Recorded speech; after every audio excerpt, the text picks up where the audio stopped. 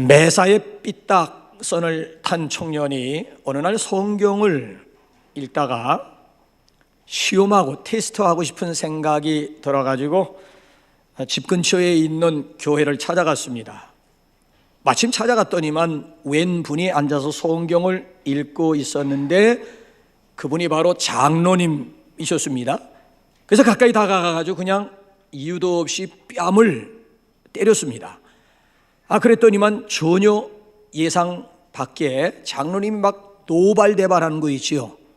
그러자 이 삐딱선을 탄 청년이 한심하다는 듯이 내려다보면서 성경 한 구절을 보여주었습니다. 궁금하시죠? 마태복음 5장 39절 한번 읽어볼까요? 무슨 구절이었는지 시작. 나는 너희에게 이르노니 악한 자를 대적하지 말라. 누구든지 내 오른편 뺨을 치거든 왼편도 돌려대며. 그분이 왼편까지 돌려댈 줄 알았는데 전혀 저 말씀을 이렇게 딱 보더니만 오히려 그냥 그 청년을 쥐어박으면서 한마디 하셨더랍니다. 야 이놈아, 내가 화가 안 나게 생겼냐? 오른편 뺨을 치라고 했지 왼편 뺨을 치라고 어디 그러느냐? 성경 좀 제대로 읽어라 라고 했다는 것입니다. 자, 여러분, 상대방의 오른편 뺨을 치기 위해서는 어떻게 해야 될까요? 여러분 한번 마주 한번 보세요. 상대방의 오른편 뺨을 치기 위해서는 어떻게 해야 돼요? 내가 왼손으로 때려야 되는 거예요. 왼손으로 때리던가 아니면 오른손 등으로, 그렇죠? 오른손 등으로.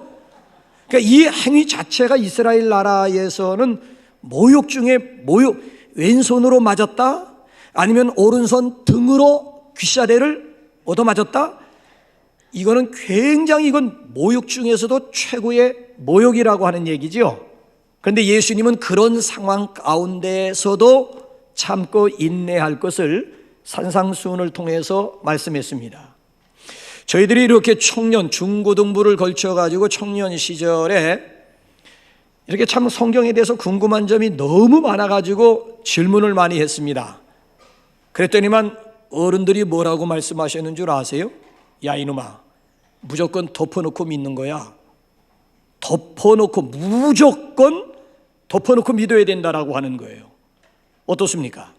입은 삐뚤어져도 말은 바로 하랬다고 여러분 엄격하게 말씀드리면 무조건 덮어놓고 믿으면 안 되고요. 신앙생활이라고 하는 것은 성경을 활짝 열어놓고 믿어야 할 줄로 믿습니다. 그래서 미국인들 농담 가운데 보면 터틀 크리스찬이라고 하는 그런 말이 있어요. 거북이 교인이라고 하는 말이 있어요. 그러니까 무슨 얘기인가 하면은 새는 9일 동안 먹지 않아도 살 수 있다는 거예요.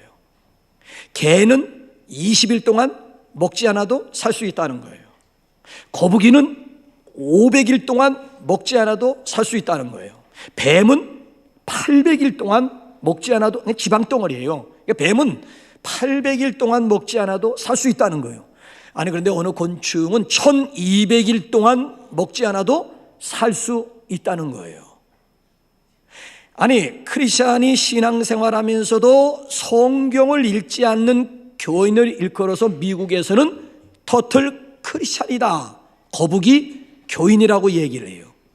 자, 여러분 스스로가 한번 질문을 한번 던져보시기 바랍니다. 나는 어느 부류에 속한 크리스찬일까? 나는 새일까, 개일까, 거북일까, 뱀일까? 아니면 1200일 동안 성경을 들여다본 적 없는 곤충과 같은 교인일까? 오늘은 교회력으로 말씀을 드릴 것 같으면은 우리 강단 위에 벽난로 위에 촛불이 몇 개가 켜져 있습니까? 3개가 켜져 있어요. 대강절 세 번째 주일이자 또 하나의 절기가 무슨 절기인 줄 아세요? 성소주일입니다. 그러니까 절기가 이렇게 2개 겹친다라고 하는 것이 쉽지 않아요. 그만큼 오늘 주일은 의미 있는 그런 주일이라고 하는 얘기지요. 저는 그래서 대강절이면서도 성소주일을 맞이해가지고 이 2 절기를 아우를 수 있는 본문이 과연 무엇일까 기도하는 가운데 딱 떠오르는 것이 요한복음이었습니다. 여러분 요한복음 1장 1절을 보면 시작이 예사롭지가 않습니다. 태초에 말씀이 계시니라. 태초에 말씀이 계시니라. 자, 짤막한 5구절 가운데서 보면 계속 강조되는 단어가 뭐인 줄 아십니까? 제가 일부러 악센트를 두었는데 감 잡으셨는지 모르겠어요. 자, 짤막한 5구절 가운데서 계속 반복되는 단어가 뭔 줄 아세요? 말씀, 말씀, 말씀, 말씀. 이 말씀을 강조하고 있는 거예요. 말씀의 비밀을 여러분들 아십니까? 3가지로 제가 소개합니다. 첫째로 이 말씀은 곧 예수님이십니다. 예수님. 자, 14절 다시 한번 확인 한번 하겠습니다. 14절 시작. 말씀이 육신이 되어 우리 가운데 거하심에 우리가 그의 영광을 보니 아버지의 독생자의 영광이요 은혜와 진리가 충만하더라. 말씀이 육신이 되어, 이걸 가리켜서 인카네이션이라고 얘기하지요. 성육신, 소위 말하면 성탄절이라고 얘기하는 거예요. 말씀이 인격화되어 있죠. 말씀이 의인화, 말씀이 육신이 되었다. 말씀이 의인화되고 인격화되고 있지 않습니까? 자, 14절에서는 예수님이 말씀이 곧 예수님임을 강조하고요. 이제 다시 1절로 한번 거슬려 올라가고 본문 한번 1절로 한번 돌아가 보세요. 1절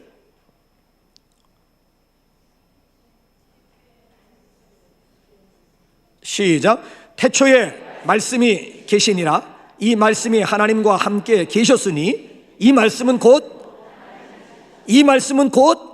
하나님이시라. 아니 14절에서는 말씀이 육신이 되었다 해서 예수님이 곧 말씀임을 강조했는데 1절 말씀을 보게 되면 이 말씀은 곧 하나님이시라. 그러면 예수님이 누구라고 하는 얘기가 되죠? 하나님이라고 하는 얘기예요. 예수님이 곧 하나님이다라고 하는 얘기예요. 여러분 그 1장 1절 보면 태초라고 하는 말씀이 나오잖아요. 태초에 말씀이 계시니라. 창세기 1장 1절이 뭔 줄 아세요? 태초에 하나님이 천지를 창조하시니라. 창세기 1장 1절에도 태초가 나오고요, 요한복음 1장 1절에도 태초가 나오는데 이 태초가 같은 태초냐? 의미는 달라요. 창세기 1장에 나와 있는 태초라고 하는 것은 우주 만물이 시작되는 태초라고 하는 얘기고요, 여기 지금 요한복음 1장 1절을 보게 되면 그리스도의 선제성을 이야기하고 있는 말씀인데 하나님이 계시는 태초를 이야기하고 있는 거예요. 그러니까 창세기에서 소개되고 있는 태초라고 하는 것을 보면 우주 만물이 하나님의 창조 활동에 의해서 만들어지는 그 시점을 근거로 해가지고 사람들이 계산을 하기 시작하는 거예요. 그래서 대부분 이 물리학자라든지 아니면 천문학자라든지 아니면 지질학자들에 의해 가지고 지구의 나이를 계산을 해봤더니만 약 137억 년. 그러니까 지구의 나이가 물리학자나 지질학자나 천문학자들에 의해서 추산을 해보니까 약 137억 년 정도가 된다라고 하는 얘기가 나와요. 근데 여러분 여기 요한복음에 나와 있는 이 태초라고 하는 것은요, 하나님이 계신 그 태초를 이야기하기 때문에 사람들의 머리 가지고는 계산이 될 수가 없는 태초입니다. 그러니까 영원 그 자체라고, 요한복음 1장 1절에서 말씀하고 있는 태초라고 하는 것은 영원 그 자체라고 말씀을 드릴 수가 있습니다. 그래서 이 말씀이라고 하는 것은 영원 전부터 하나님과 함께 계신 말씀이었다라고 하는 그런 얘기가 되는 거예요. 그래서 여러분 이 놀라운 사실을 18절 가게 되면 어떻게 또 다시 설명하는지 한번 보실까요? 18절 한번 넘어가 볼까요? 시작. 본래 하나님을 본 사람이 없으되 아버지 품속에 있는 독생하신 하나님이 나타내셨느니라. 본래 하나님을 본 사람이 없다는 거예요. 왜 하나님을 본 사람이 없을까요? 하나님은 뭐기 때문에? 영이기 때문에. 영은 뭐가 없어요? 살과 뼈가 없다고 그랬어요. 영은 살과 뼈가 없어요. 그러니까 하나님은 영이시기 때문에 본래 하나님을 본 사람은 전혀 없습니다. 자, 그런데 보이지 않는, 볼 수 없는 하나님을 볼 수 있도록 하기 위해서 하나님이 살과 뼈를 입으시고 이 세상에 오신 사건을 일컬어서 인카네이션이다, 성육신이다, 성탄절이라고 얘기를 합니다. 근데 기가 막힌 사실이 뭔가 하면은 하나님이 육신을 입고 이 세상에 오셨는데 그분이 예수님이에요. 자, 예수님과 더불어 3년씩이나 함께 먹고 함께 자고 동고동락을 했던 제자 가운데 엉뚱한 질문을 한 제자가 있었어요. 3년씩이나 함께 동고동락했다고요. 근데 마지막에 와서 뭐라고 질문하는가 하면은 아버지 하나님 좀 보여달래요. 예수님 보고 아버지 하나님을 좀 보여달라는 거예요. 자, 이럴 때 예수님이 뭐라고 대답하셨는지 이제 요한복음 14장 한번 넘어가 볼까요? 시작. 빌립이 이르되 주여 아버지를 우리에게 보여 주옵소서. 그리하면 족하겠나이다. 예수께서 이르시되 빌립아, 넘기세요. 빨리 넘기세요. 빌립아, 내가 이렇게 오래 너희와 함께 있으되 내가 나를 알지 못하느냐? 나를 본 자는 하나님을 보았거늘 어찌하여 하나님을 보이라 하느냐? 나를 본 자는 하나님을 보았거늘 어찌하여 하나님 아버지를 보이라 하느냐? 그러니까 예수님이 곧 누구라고 하는 얘기입니까? 하나님이라는 얘기야. 예수님이 곧 하나님이라고 하는 거예요. 여러분들 주님 만나고 싶으세요? 하나님 만나고 싶으십니까? 성경 말씀으로 들어와 보세요. 예수님은 말씀 자체예요. 그러니까 눈에 보이지 않는 하나님을 만날 수 있는 유일한 통로가 있다면, 아니 방법이 있다면은 말씀이신 그 전에 기록된 계시의 말씀 속으로 들어오라는 얘기예요. 더군다나 선포된 말씀, 설교잖아요. 선포된 말씀을 통해서도 우리가 하나님을 만날 수가 있을 뿐만 아니라 기록된 계시의 말씀, 로고스잖아요. 기록된 계시의 말씀 속에서 얼마든지 살아계신 하나님을 만날 수가 있다는 것이죠. 그래서 칼바르트라고 하는 신학자가 이런 얘기를 했어요. 하나님은 성경 속에서 우리를 만나 주시기 위해서 매일 기다리고 계신다. 하나님은 우리를 만나고 싶어 하세요. 어디서 우리를 만나고 싶어 하시는가 하면 기록된 계시의 말씀 속에서 우리를 만나 주시기 위해서 성경에서 우리를 기다리고 있다는 거예요. 그런데도 우리가 하나님을 바람맞힐 때가 얼마나 많이 있느냐라고 하는 이야기지요. 그래서 오늘 여기 말씀을 보게 되면은 분명하게 강조하는 것은 예수님은 곧, 그렇잖아요? 말씀이고 말씀은 곧 예수님이심을 강조해주고 있습니다. 보너스 한 가지 드릴까요? 더 놀라운 사실 한 가지를 말씀드릴까요? 자, 보너스로 요한복음 15장 7절 한번 넘어가 볼까요? 자, 요한복음이 굉장히 중요한데 시작. 너희가 내 안에 거하고 내 말이 너희 안에 거하면 무엇이든지 원하는 대로 구하라. 그리하면 이루리라. 무엇이든지 원하는 대로 구하라. 그리하면 이루리라. 비결이 뭐예요? 너희가 내 안에 거하고 내 말이 너희 안에 거하면, 내 말씀이 너희 안에 거주하면 무엇이든지 원하는 대로 구하라. 그리하면 이루리라. 기도 응답의 지름길이 어디에 있어요? 말씀 가운데 있다는 거예요. 기도 응답의 열쇠가 어디에 있어요? 말씀 가운데 있다는 거예요. 그래, 오늘도 내가 주님 안에 거주하고 주님께서 내 안에 거주하고 계시다라고 하는 확실한 증거가 무엇이냐라고 할 때 말씀이라고 하는 거예요. 말씀. 눈에 보이지 않는 주님 안에 내가 거하고 있다, 아니 주님과 함께 내가 동행하고 있다라고 하는 것을 구체적으로 어떻게 알 수가 있는가 하면 말씀을 통해서 알 수가 있다는 거예요. 그래서 성경을 읽으라고 하는 얘기고, 그래서 성경을 암송, 아니 여러분 보세요. 내 안에 주님이 계시다라고 하는 것에 대한 확실한 증거는 내 안에 말씀이 있느냐라고 하는 얘기지요. 여러분들에게 한번 질문 한번 던져볼게요. 여러분들 하나님의 말씀 암송하는 구절이 있으면 뭐가 있겠습니까? 내 안에 정말 말씀이 있냐 이거, 내 안에 정말 주님이 계시느냐라고 하는 것을 추상적으로 감상적으로 여러분 대답할 생각하지 마시고요, 정말 내 안에 머물고 있는 하나님의 말씀이 얼마나 되느냐라고 가지고 한번 도전해 보시라고요.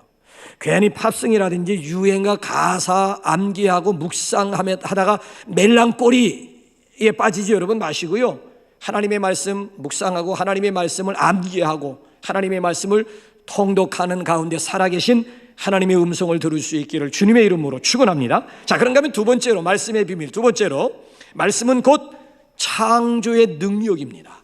자, 우리 한번 3절 한번 읽어보겠습니다. 3절 한번 읽어봅시다. 3절 시작. 만물이 그로 말미암아 지은 바 되었으니 지은 것이 하나도 그가 없이는 된 것이 없느니라. 자, 만물이 그로 말미암아 지은 바 되었다. 그가 누구예요? 1절에 나오는 대로 대답하시라고. 1절 말씀이야. 말씀. 만물이, 저 국어, 여러분 국어 공부하신 분들은 1절부터 4절까지 쭉 읽으면서 한번 접근 한번 해보시는. 만물이 그로 말미암아 지은 바 되었다. 여기서 그가 누굴까? 정확하게 말씀을 드리면 1절에 나와 있는 말씀이에요. 만물이 말씀으로 말미암아 지은 바가 되었다. 너무 확실한 사건이기 때문에 10절에 가서 또 다시 뭐라고 사살 확인 도장 찍어주는지 한번 보실까요? 시작. 그가 세상에 계셨으며 세상은 그로 말미암아 지은 바 되었으되 세상이 그를 알지.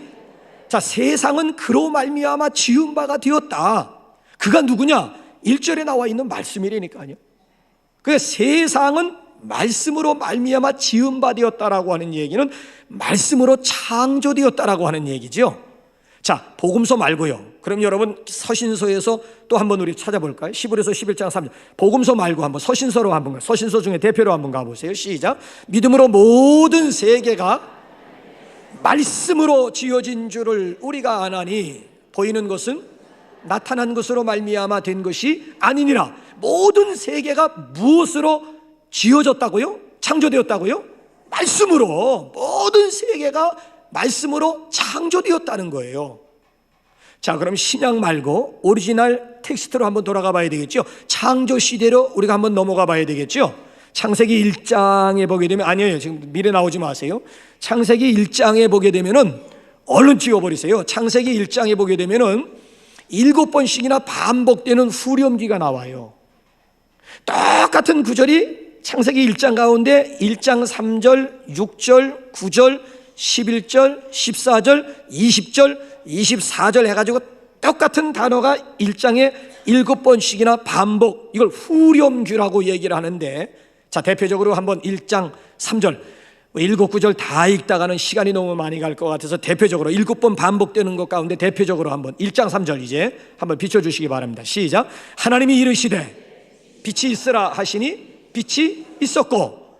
자, 7번 반복되는 단어가 뭐 같아요? 네, 하나님이 이르시되, 하나님이 이르시되, 하나님이 이르시되 7번 반복됩니다. 자, 이건 개정판이고요. 먼저 개역성경을 보게 되면 뭐라고 7번 반복되는 줄 아십니까? 하나님이 가라사대. 그렇습니다. 하나님이 가라사대, 하나님이 가라사대. 도대체 이 가라사대가 이게 무슨 뜻이냐? 그래서 여러분 개정판을 보게 되면 아예 번역을 할 때 이르시되, 근데 영어 성경을 보게 되면 and God said라고 얘기를 해요. God said, God said. 그래서 이 God said에 대해서 다른 번역 성경들은 아예 하나님이 말씀하시되, 하나님이 말씀하시되, 하나님이 말씀하시되 빛이 있으라 하심에 빛이 있었고요, 궁창이 있으라 하심에 궁창이 있었고요, 궁창 위의 물과 궁창 아래의 물로 나누일지어다, 나누어라. 한마디 하나님께서 그대로 그 전에 선포하셨더니만 궁창 위의 물과 궁창 아래의 물. 그래서 궁창 위에 여러분 보세요. 비로, 그렇잖아요. 비가 쏟아지게 되고 궁창 아래의 물 또 한 군데로 모여라. 그랬더니만 한 군데 모인 것이 바다를 이루게 되었다. 이게 이제 창세기 1장에서 우리에게 소개하고 있는 내용 아니겠습니까? 그러니까 문자 그대로 우리 신약에서 읽었듯이 구약에서 확인해 보면 우주 만물이 하나님의 말씀 한 마디, 빛이 있으라고 하면 빛이 있고요, 궁창이 있으라면 궁창이 있고요, 물은 한 군데로 모일지어다 하면 바다를 이루게 되고요. 그러니까 우주 만물을 하나님의 말씀, 이 말씀의 능력이 여기에 있는 거예요. 창조의 능력이 있는 거예요. 자, 그렇다고 한다면은 하나님에게만 말씀의 능력이 있을까요? 하나님에게만 창조의 능력이 있는 것일까요? 아니에요. 하나님의 형상대로 지음받은 우리 인간에게도 말의 능력을 주었다라고 하는 거 아세요? 우리 인간은요, 짐승과는 달리 하나님의 형상, 하나님의 모양대로 창조함, 이마고 데이가 우리 마음, 우리 속에 이마고 데이, 하나님의 형상이 들어있다라고 하는 얘기죠. 그래서 하나님의 형상대로 지음받은 우리 인간에게도요, 말의, 말씀이라고까지는 우리가 표현을 못합니다만은 인간에게 있는 말의 능력이 있다라고 하는 얘기죠. 그래서 창세기 2장으로 넘어와 보게 되면은 하나님께서 공중에 날아다니는 각종 새들을 다 만드시고 들짐승들, 기어다니는 들짐승, 날짐승을 하나님이 다 만드신 다음에 그 이름들을 누가 지어주는 줄 아세요? 대부분 보게 되면 하나님의 이름, 뭐 참새, 뭐 종달새, 뻐꾸기, 뭐 개, 돼지, 소, 말, 당나귀, 이거 다 하나님이 창조하시고 하나님이 이름을 붙여준 것으로 아니에요. 그래서 성경 제대로 읽으라니까요. 창세기 2장 보게 되면 이 모든 것을 다 하나님이 아담에게로 이끌어왔다 그랬어요. 심지어 여자 이름까지도 누가 지어줬는가 하면 아담이 지어준 거예요. 아담이. 그러니까 짐승도 너는 개다, 너는 돼지다, 너는 소다. 그러면 개가 되는 거고 돼지가 되는 거예요. 여러분 이름대로 살다 가는 거예요. 이름 속에 여러분 운명이 담겨져 있는 거예요. 그래서 개는 개로 태어나가지고 개로 살다 개로 죽는 거예요. 돼지는 누가 뭐 시대를 달리 해더라도요, 돼지는 돼지로 태어나가지고 돼지처럼 살다가 결국 돼지처럼 죽을 수밖에 없는. 그러니까 아담이 선포하는 대로, 아담이 내뱉는 대로 너는 개라면 개가 되는 것이고 너는 종달새면 종달새가 되는 거예요. 사람의 말에도요 창조의 능력이 있다라고. 말이 여러분 씨가 된다라고 하는 말 들어보셨어요? 말이 결국 씨가 된다라고 하는 얘기가 있잖아요. 우리 사람이 보통 하루에 얼마간의 말을 하고 사는가 연구를 했는데요, 남자들 같은 경우에는 하루에 2만 마디에서 2만 5천 마디라고 그래요. 근데 여자들 같은 경우에는 3만 마디에서 3만 5천 마디라고 그래요. 그럼 1년에 내가 하는 말을 책으로 엮게 되면 어느 정도가 되는가 하면은 400페이지 내외의 책을 132권 만드는, 그러니까 이게 굉장한 거예요. 1년에 여러분, 1년에 내가 지금 한 말을 책으로 엮는다고 한다면 400페이지 분량의 책을 132권 만드는 격이 됐다는 얘기예요. 그러니까 우리는 알게 모르게 말을 많이 하면서 사는데, 내가 하는 말들 가운데서 창조적인 말은 몇 권이 되고 파괴적인 말, 부정적인 말은 과연 몇 권, 몇 퍼센트나 된다고 생각하십니까? 그러니까 우리가 말을 어떻게 하느냐에 따라서 3차원을 지배하고 있는 4차원의 요소, 생각이나 믿음이나 꿈이 달라질 수가 있다는 얘기죠. 눈에 보이는 세계를 3차원으로 보잖아요. 눈에 보이지 않는 영적인 세계를 우리가 4차원이라고 얘기하잖아요. 그럼 3차원은 4차원의 지배를 받게 했는데, 3차원을 지배하고 있는 4차원의 요소가 뭔가? 그게 생각이고, 그게 믿음이고, 그게 꿈이요, 그게 말이거든. 그러니까 내가 말을 어떻게 하느냐에 따라 가지고 결과는 엄청나게 달라질 수가 있다라고 하는 이야기지요. 그래서 이 언어학자들이 무슨 얘기를 하는 줄 아십니까? 자, 우리 한번 성경 한번 읽고 우리 한번 야고보 한번 3장 4절 보세요. 이 말의 위력이라고 하는 것이 야고보가 지금 어떻게 비유를 하고 있는지 한번 확인 한번 해보세요. 시작. 또 배를 보라. 그렇게 크고 광풍에 밀려가는 것들을 지극히 작은 키로서 사공의 뜻대로 운행하나니. 자, 배를 사공의 뜻대로 운행하는, 큰 배를 사공의 뜻대로 운행하는 비결이 뭐예요? 작은 키라고 하는 거예요. 그러니까 배 밑 뒷국문에 보면 배 밑창 뒷국문이 쪽으로 가게 되면 작은 키가 있다고요. 그 엄청난 무게, 엄청난 크기의 배를 조종하는 것은 그잖아요. 이리 가고 저리 가고 마음대로 사공의 뜻대로 조종하는 것은 작은 키라고 하는 거예요. 키. 마찬가지로 우리 몸, 머리끝에서도 발끝까지 우리 몸을 지배하고 다스리는 것이 이 혓바닥 빼봐야 세치도 안 되는 이 혀라고 하는 얘기예요. 혀. 그러니까 우리의 온 생애를 불사르고 온 생애를 영광스럽게 만드는 것이 바로 어디에 있는가 하면은 세치도 안 되는 혀, 작은 혀에 있다라고 하는 것을 비유하기에 큰 배의 키로서 지금 비유를 하고 있는, 이 말의 위력이라고 하는 것이 엄청나다라고 하는 얘기죠. 그래서 특별히 신경외과 의사들이 무슨 얘기를 하고 있는가 하면, 우리 온 몸 가운데 언어 중추 신경이 모든 신경계를 지배한다. 언어 중추 신경이 모든 우리 온몸에 있는 신경계는 언어 중추 신경에 의해서 통제가 되고 다스림을 받고 있다라고 하는 그런 이야기를 해요. 그래서 새로운 의학계에서 새로운 치료법을 하나 발견했는데, 혹시 워드 세러피라고 들어보셨습니까? 워드 세러피 들어보셨어요? 언어 치료법을 여러분 들어보셨습니까? 실제적으로요, 예를 들면은 당뇨병 환자를 앞에다 놓고 하루에 두세 번씩 나의 혈당치는 정상화되고 있다, 나의 혈당치는 정상화되고, 그러니까 이 당뇨병 환자로 하여금 자기 입에서 하루에 두세 번씩 계속 반복하게 하는 거예요. 나의 혈당치는 정상화가 되고 있다, 혈당치는 정상화가 되고 있다. 근데 놀라울 정도로요, 혈당 수치가 바뀌어지게 되더라고 하는 얘기지요. 저 윈스콘신 주에 있는 대학병원에서 이런 말기암 환자를 대상으로 해가지고 언어 치료법을 적용을 시킨 거예요. 말기암 환자를 놓고 언어 치료법을 적용을 시켰더니만 3주 후에 통증이 사라지게 되고 몸속에 있는 암세포가 거짓말처럼 사라지게 되는 임상실험 결과로 나온 거예요. 임상실험 결과. 그러니까 이 말이라고 하는 것이 우리의 운명, 우리의 환경 또는 내 자신을 바꿀 수 있는 통로가 된다라고 하는 얘기지요. 그러니까 여러분들은 하나님께서 주신 언어, 우리 인간에게만 주신 이 언어를 어떤 방면에서 많이 사용하셨습니까? 더러운 말은 입 밖에도 내지 마시고 오히려 상대방을 세워주고 칭찬하고 격려하고 축복하는 그런 말들을 많이 하실 수 있기를 바랍니다. 파괴적이고 소극적이고 부정적이고 파괴적인 그런 말들보다는 대신 기왕이면 하나님께서 주신 그렇잖아요, 이 병기, 불의의 병기라기보다는 의의 병기가 되어가지고 오히려 부정적이고 파괴적인 말보다는 긍정적이고 상대방을 세워주는, 아니 살리는 말들을 많이 할 수 있기를 주님의 이름으로 축원합니다. 그래서 말씀은 곧 창조의 능력임을 여기서 강조하고요. 자, 마지막 세 번째 말씀의 비밀이 뭔가 하면 말씀은 곧 생명입니다. 생명. 그래서 4절 말씀을 보시면은 그 안에 생명이 있었으니, 그 안이 어디예요? 말씀 안에 생명이 있다라고 하는 얘기죠. 그 말씀은 누구예요? 예수. 그러니까 예수 그리스도 안에 생명이 있다는 거예요. 그래서 예수님을 내 마음속에 모셔드리면 내 안에 뭐가 있는 거예요? 생명이 있는 거예요. 그래서 예수님 요한복음에 보게 되면 7가지 예수님의 에고 에이미 융법, 나는 무엇이다, 자기 선언이 나오는데요. 그 중에 하나가 뭔가 하면 내가 곧 길이요 진리요 생명이니, 내가 곧 생명이니. 예수님의 자기 선언 가운데 한 가지가 내가 곧 생명이다. 그러니까 예수님을 우리 마음속에 모셔드리면 우리 안에 뭐가 있다는 얘기예요? 생명이 있다라고 하는 얘기예요. 내 안에 생명이 있다라고 하는 얘기예요.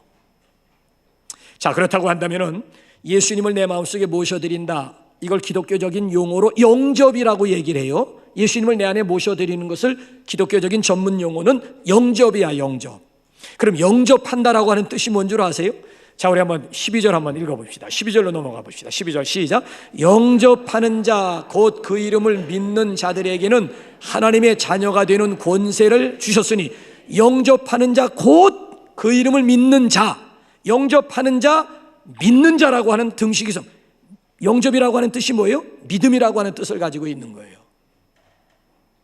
그러니까 예수님을 믿는 사람은 예수님을 영접한 사람이에요. 근데 여러분 7, 80년대 저의 상처를 잠깐 이야기한다면은 7, 80년대 우리 한국교회 분위기는요, 교회는 믿음만을 강조했습니다. 근데 파라처치 있지요, 선교단체들은 영접만을 강조했습니다. 사실 알고 보면 똑같은 얘기예요. 영접하는 자가 믿는 자예요. 믿는 자는 영접하는 자예요. 영접이라고 하는 것은 믿음이고 믿음은 영접이에요. 근데 교회에서 어디다 포커스를 두었는가 하면 그 당시 7, 80년대 교회는 오직 믿음. 근데 이 파라처치들은 믿음이라고 하는 말보다도 영접. 그래가지고 이 파라처치들이 기성교회를 향해서 어떻게 도전을 걸었는가 하면 당신 예수 영접했습니까? 언제 영접했습니까? 그대로 막 질렀어요. 여러분 실제적으로 사람이 내게 다가와가지고 앞에다 딱 쳐다보면서 당신 예수 영접했습니까? 언제 영접했습니까? 딱 다그치면서 묻게 되면 말문이 막히게 돼요. 가만히 있어봐, 내가 언제 예수님을 영접했지? 쭈물쭈물 당신 예수 헛믿었다, 이런 식으로 결론이 나오는 거예요. 제가 그 당시에 신학교 4학년 때 서양교회의 교육전도사로 들어가서 대학부를 맡았어요. 청년부하고 대학부가 분리가 되어 있는데 대학부 딱 목사님이 딱 면접을 하면서 대학부 일으킬 수가 있겠느냐? 해보겠습니다. 2명이다. 하나는 장로님 아들이고 하나는 권사님 딸 해가지고 회장 부회장 2명밖에 없는 거예요. 그래서 들어가서 황당하더라고요. 그래서 걔네들 만나서 같이 매일같이 기도하고 집에 데리고 와가지고 그냥 집사람 보고 밥해라 그래서 매일 먹이다시피 하면서, 자, 그러면서 이제 한 30명 정도 이렇게 올라갔는데 그때 무슨 일이 일어났는가 하면 CCC 활동 엑스플로 74라든지 80년 대성회를 통해서 이 캠퍼스 이 복음화라고 하는 것이 막 정말 센세이션을 일으켜. 근데 이 아이들이 CCC 아이들을 접하면서 도전을 받게 된 거예요. 그래서 이놈들이 한순간 CCC로 그냥 썰물 읽듯이 그냥 한 30여 명이 몇 사람 남겨놓고 애들이 전부 CCC로 간, 대학생 선교 있잖아요. 그 내비게이터가 대학생 선교가 있잖아요. 그쪽으로 그때 내가 엄청나게 상처를 받았어요. 거기 갔다면 뭐 구원의 확신도 없고 막 영접, 내가 정말 예수 영접, 지금까지 예수 헛믿은 것 같고 막 이렇게 나온 거, 이렇게 지금. 그래가지고 그런 분위기. 그때 내가 상처를 받고, 그래서 내가 다시 그때 막 이를 악물고 또 하나님 앞에 나와 기도하고 해서 잃어버렸던 아이들 다시 되찾고 배가 부흥해가지고 60명까지 끌어올리다 보니까 청년부가 굉장히 강했는데 오히려 대학부가 더 부흥하면서부터 청년부하고 대학부가 같이 선의의 경쟁 가운데 아주 심차게 그런 사역을 했던, 그걸 통해 가지고 이제 원주로 이제 제가 이제 단독 목회 이제 파송을 이제 받게 되는 그런 사건이 있었거든요. 근데 알고 보면 이 무지의 결과거든요. 그래 여러분, 구체적으로 뭐 예수님을 뭐 영접하십시오 언제요? 그거 하지 않아도요. 내가 기성교회 안에서요, 그냥 예수님을 내 개인의 구세주로 분명하게 고백하고 예수님을 내 구원의 주님으로 믿은 그 시점이 바로 영접의 시점이거든요. 무슨 영접의 시간을 따로 가져야만 감상적이고, 여러분 그렇잖아요? 이런 즉흥적인 그런 사건이 아니고요, 내가 언제 정말 예수님의 구세주 되심을 내 입으로 당당하게 고백할 수가 있고 그분을 내, 그렇잖아요? 주님으로 이게 믿게 되었느냐, 그 시점이 영접 시점이거든요. 근데 이걸 따로 분리해 가지고 뭐 영접이 따로 있고 예수 믿는 것이 따로 하는 게 아니거든요. 그래서 요한복음 20장을 보게 되면요, 성경을 기록한 목적을 딱 뭐라고 요약을 했는지 한번 20장 31절 한번 읽어보실래요? 성경을 기록한 목적이 딱 한 가지 시작. 오직 이것을 기록함은 너희로 예수께서 하나님의 아들 그리스도이심을 믿게 하려 함이요 또 너희로 믿고 그 이름을 힘입어 생명을 얻게 하려 함이니. 그러니까 성경을 기록한 목적이 뭐예요? 믿게 하는데 목적이 있고 생명을 얻게 하는데 목적이 있는 거예요. 믿고 생명을 얻는 거야. 그래서 생명을 얻는다라고 하는 뜻이 뭐냐?